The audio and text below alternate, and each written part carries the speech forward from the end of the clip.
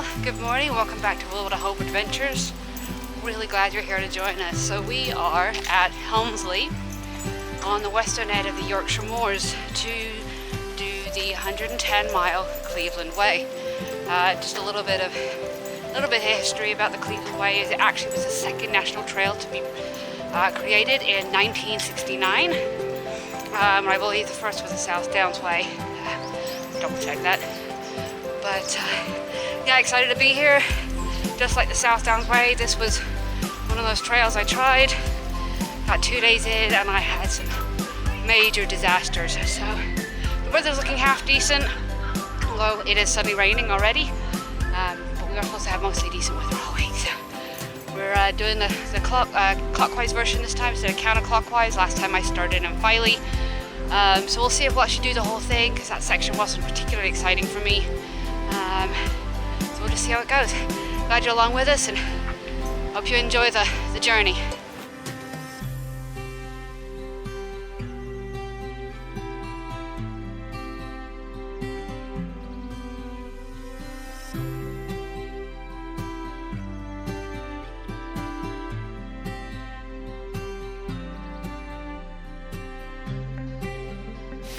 So the wall you can see behind me actually belongs to the castle wall that we sort of saw briefly back there in Helmsley. We followed this all the way along for a while.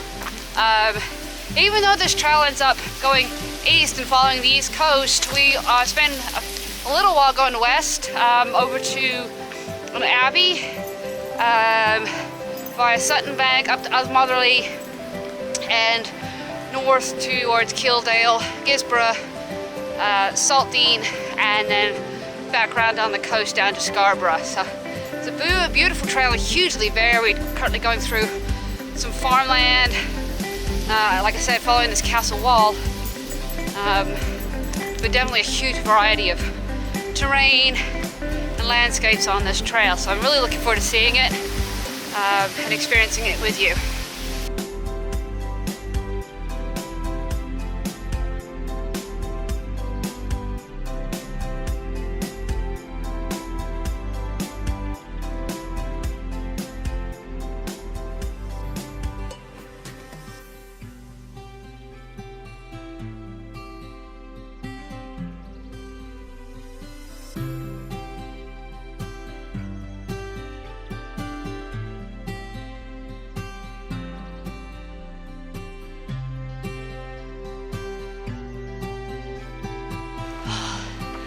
Back to those steps again that I love, that aren't the right size. They make it very difficult to go up easily.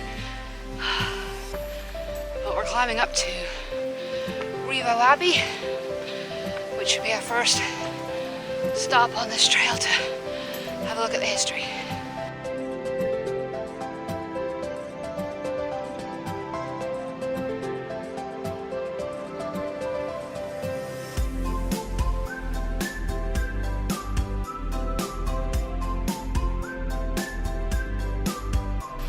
So I was just walking by the trail, just came across this massive cliff, which is absolutely stunning to walk by. And a little bit of a shocker, was not expecting that. And I believe we started up there and cut down.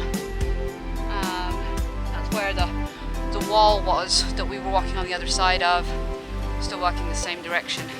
So we're barely, I think, 2 miles into the Cleveland Way, and man, it's just been really lovely so far. These are a lot wide, flat trails, and I realize this is quite a busy footpath. It's how lovely it is. But one of the things about these national trails is how well signposted they are. And compared to the Vanguard Way, you'll remember my frustrations on that with a lack of signage. But national trails, because of exactly what they are not lacking for signage, and it just gives you a much better feeling of confidence, and you don't have to keep pulling the map out. You can rely on the signage. I do have a map.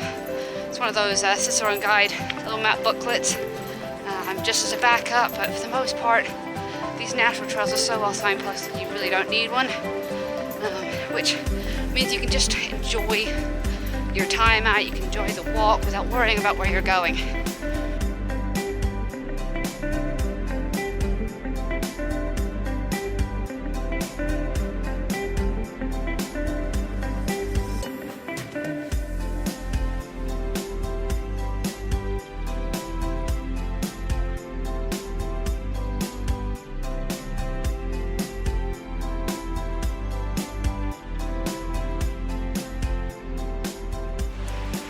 So I've sadly just discovered right back at that bridge the trail doesn't actually go to Revo Abbey. I think that's quite disappointing.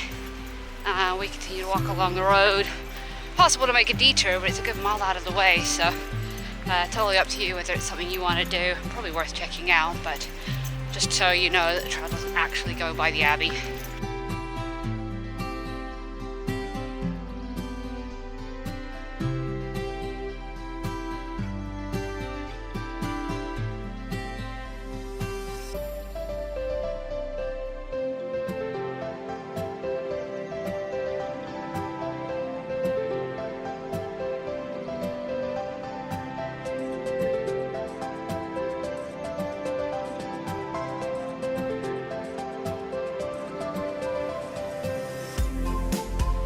So we're walking through and walking by some ponds that look like they're like a fish farm, stock ponds. And that's all it has on the map. It doesn't actually specify the farm or whether it's a national fish hatchery, whether it's fishable, but I'm not seeing any fishermen out here. So I'm guessing not an angling facility. But we've left most of the ponds behind us, but it's fed. Looks like there's a spring running alongside it. Kelg Spring, I think is what it is. Good source for water if you need it. So far I'm doing good. And we're just about a couple of miles out of Cold Kirby. And so far, you know, it's been a beautiful trail. It doesn't feel a whole lot different from the southeast yet. Bigger mountains or bigger hills and just a little bit more wide open spaces. But so far this trail's been absolutely beautiful. So, looks like we're gonna cross this spring here.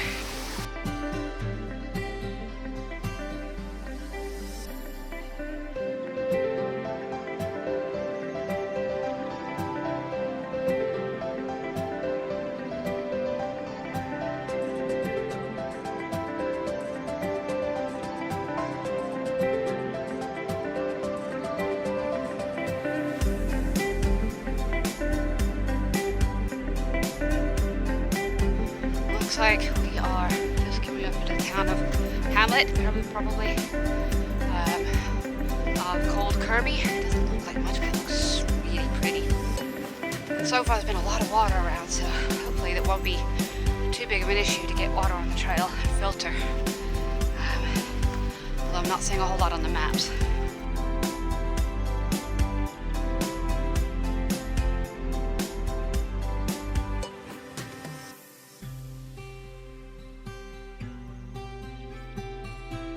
I just spotted this over here.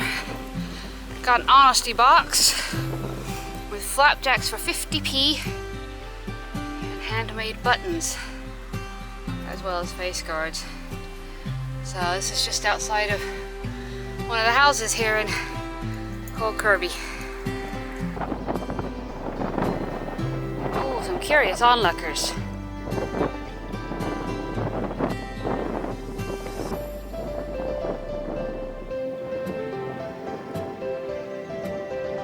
Some wanna-work dogs. So I just ran into a lady. You might be able to see her behind me. She's got a little dog with her, but also doing the Cleveland Way. Got a little stuck coming through this area. It's well signposted, and something I learned back there at the spring is that unless it tells you to turn off, you stay on the same track. So back at the spring, there was no definitive way. There was no sign once you came over the spring and through the gate, which was really muddy. But looking at the map, you just keep going alongside the spring or the creek, and you didn't cross it, which is what the other two trails did. And back here, you know, it looks like you could potentially get off the trail and follow a different path, but this is definitely one of those things that you just keep going as long as there's nowhere telling you to get off the trail.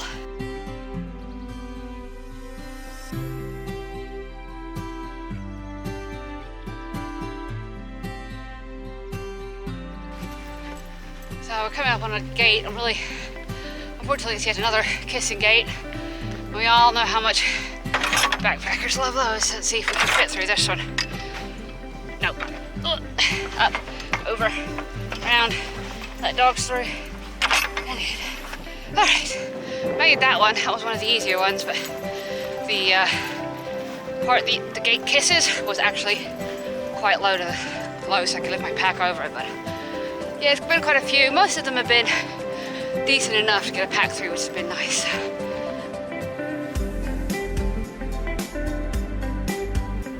Man, we are getting some amazing views over, kind of looking roughly back the way we came. And it only gets better from here.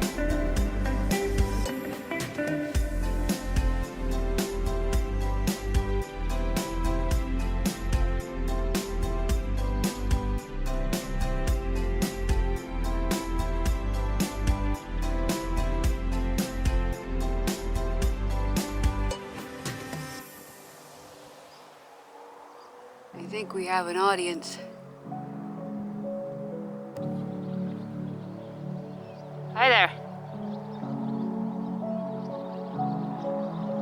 Well, by the sounds of the traffic and note that we've gone through called Kirby, sounds like we might be getting close to Sutton Bank and the visitor centre where we need to get water for camp tonight, and it's only 2 o'clock, so I don't know where we're going to end up because we're already 10.5 miles and I wasn't planning on doing a whole lot today, but at the same time I've got too much time on my hands.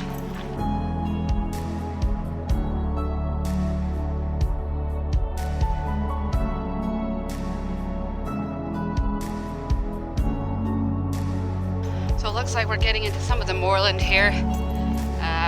If you remember, we've got the heather out on the Ashdown Forest, which is kind of moorland in miniature, whereas this is moorland in massive scale, but not seeing a whole lot of it through here, just touching on it with the beautiful purple heather. Let's just hope I've got my camera set right this time to capture all those beautiful colors. Wow. This first word, I'm coming to the edge of, I guess, what they call Sutton Bank through here, and that view is absolutely incredible. I'll show it to you right as I get up to it. Wow, that was not expected through here. Just sort of reminds me a little bit of some of the bluffs in Wyoming, mountains. But wow, look at this. Let's see if we can get a picture of this. So out here behind us, that's amazing. Wow. Looking down into the valley, that busy road down there is where we came in last night. A lot busier now than it was at 11 o'clock last night, but man, that is one incredible view.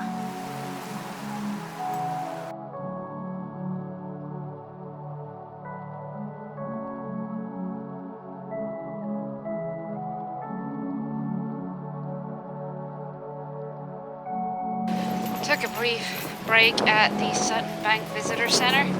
Man, was that busy. I decided not to stop very long because it was just so busy. So we are now heading out. 4 litres of water in my pack, which means it's insanely heavy. But we're going to go find a place to wild camp. So the sign back there, we didn't stop at the viewpoint, but it said, greatest viewpoint in England, or greatest view in England. I don't know, what do you think? I think it's pretty spectacular, and we're about to get rained on. Seeing some epic rain coming right at us. So we're gonna get up to these trees, hunker down, probably just throw my rain jacket on, and maybe just wait this out. They don't look very big, but definitely coming through, so better to be dry than not.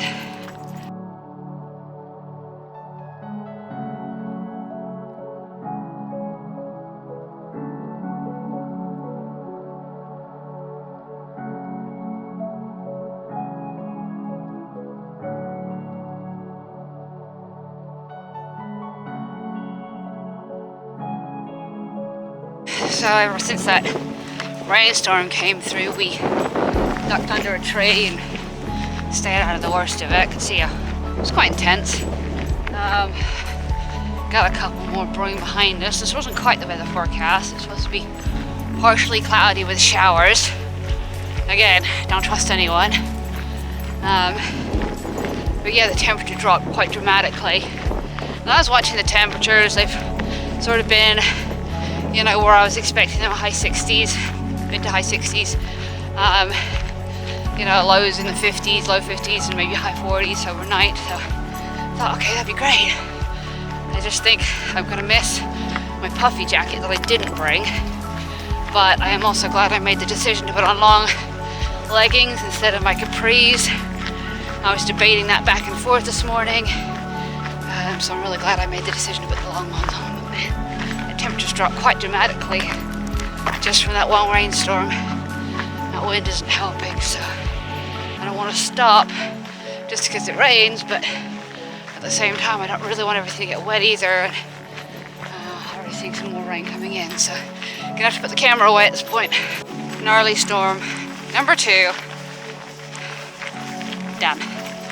But we have one more really big one coming in by the looks of it, so we're gonna try and look it across this open space. I do happen to know there's some trees up here, and I think we just hang out there for a bit. It might even be where we end up pitching.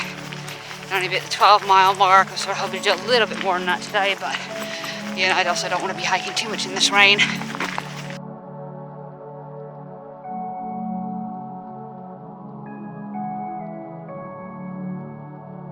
Storm number 3, and just about managed to find this shelter, which is actually quite cool if you look at it.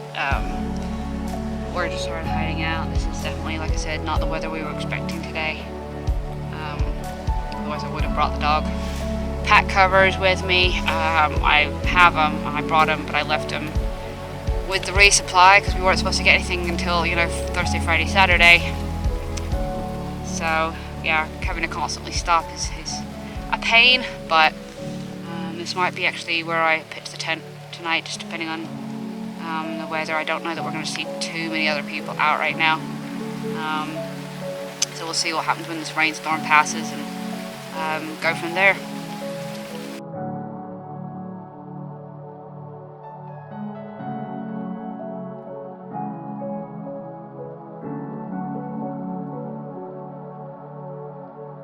Storm number 3, done. Looking pretty nice out there for a while, so we're booking it. We did find a really nice place to camp back there, what I thought was going to be a nice place to camp, and unfortunately ended up being somebody had taken a giant crap right on the tree root and just covered it with a piece of bracken. Toilet paper I'd already seen. I was like, well, I can move that with a stick, but unfortunately it was Kai that discovered the crap on the tree branch, and so yeah, decided that was not an option, and in the end decided we're gonna have to wait out the storm because I couldn't find anywhere else. So that is one epic view right now, and it is cold, so I'm ready to find a place to camp. It's gone 5 o'clock, not many people out at this point, so a couple of ideas, about another mile and a half, and hopefully we can find something before we get more rain, which I don't know if we're going to.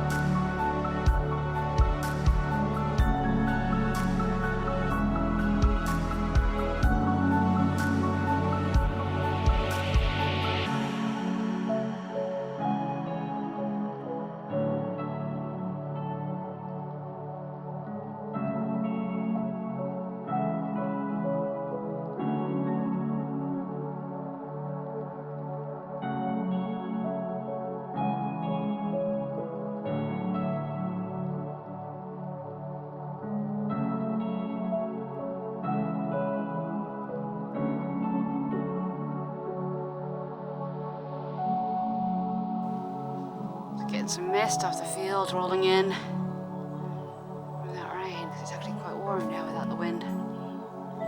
So we just passed High Paradise Farm. Below that, down the road, ironically enough, is Lower Paradise Farm. This top one has camping, a tea room, takeaway service, a little cafe out of a old horse trailer.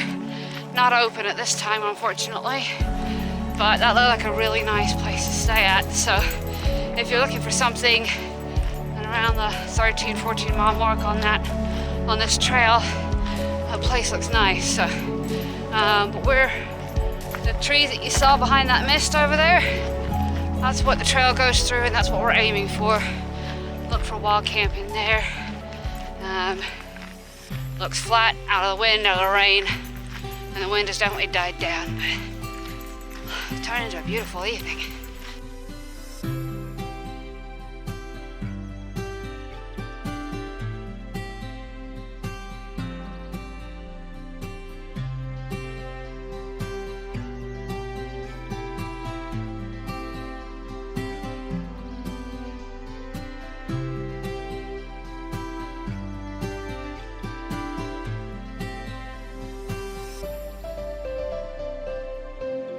I'm definitely tempted to go out there and camp, but I'm not completely trusting this weather. You know, not that I'm worried about it's going to rain, that's fine. I got my tent paint to dry off in the morning, but being in the trees helps with condensation and a little bit more protected if the wind does get up in the night. So I'm not sure what it's going to do, but it's absolutely amazing out here. Wow. God, I'll show you some of this.